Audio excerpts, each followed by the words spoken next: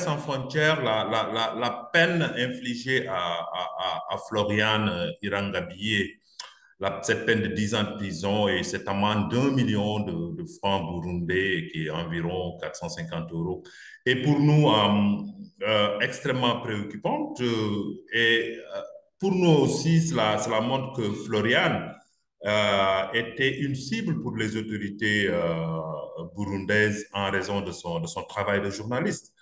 Et c'est aussi une attaque, une attaque presque frontale contre la liberté de la presse et une sorte de message envoyé à tous les journalistes et à toutes les voix critiques. Et on sait très bien qu'au Burundi, il y a et beaucoup de journalistes qui travaillent depuis l'étranger parce que c'est plus pour des questions de sécurité aussi.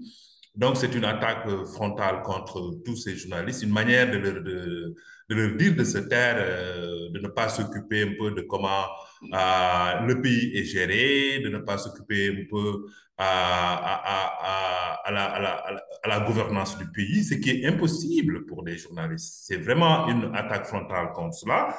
Et ce qui est également très préoccupant pour nous, c'est le fait que cela montre que c'est le fait que en fait, cette condamnation, euh, pour nous aussi, dans cette histoire, les autorités n'étaient pas vraiment en mesure de fournir une sorte de preuve tangible pour, disons, appuyer leurs accusations, qui sont des accusations vraiment fallacieuses, parce que accuser une journaliste de porter atteinte à l'intégrité du territoire national, mais ça, c'est vraiment fallacieux, ça sort un peu de l'ordinaire, et cela montre effectivement que c'était juste une manière de cibler Floriane directement, de la laisser revenir au pays et de commencer à la persécuter et finalement de l'arrêter. Elle est restée presque 2 mois sans comparution et finalement de la juger et de la condamner avec une lourde peine qui nous préoccupe et qui préoccupe tous les défenseurs de la liberté de la presse dans le monde. Déjà, les menaces contre elle sont excessives et même durant sa détention, disons, ce qu'on peut considérer comme une détention préventive avant le procès, elle subissait beaucoup de menaces. Nous avons documenté un peu des cas où des gens venaient lui rendre visite, essayer un peu de s'allier avec à elle un peu, peut-être certainement des personnes envoyées par des autorités.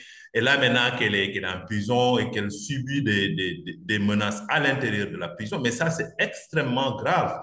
Et c'est quelque chose que nous dénonçons avec la toute dernière énergie. Cela veut dire que notre consoeur Floriane Irangabie, non seulement les autorités l'ont mise en prison sur la base de motifs fallacieux, une accusation fallacieuse, mais même à l'intérieur de cette prison-là où elle se trouve injustement, elle est en train de subir d'autres menaces. Et c'est ça également, c'est la responsabilité des autorités qui se trouvent engagées.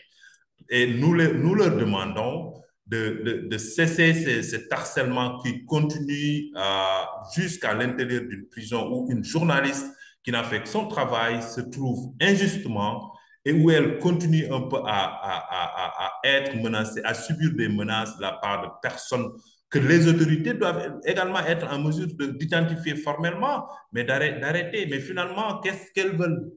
Qu'est-ce que les autorités veulent contre cette journaliste qui a fait son travail? Et ça également, c'est une question qu'on doit poser aux autorités et elles ont l'obligation de répondre face à l'histoire, face à la communauté internationale et au nom du respect, au nom du droit, du droit du public à l'information. C'est injuste.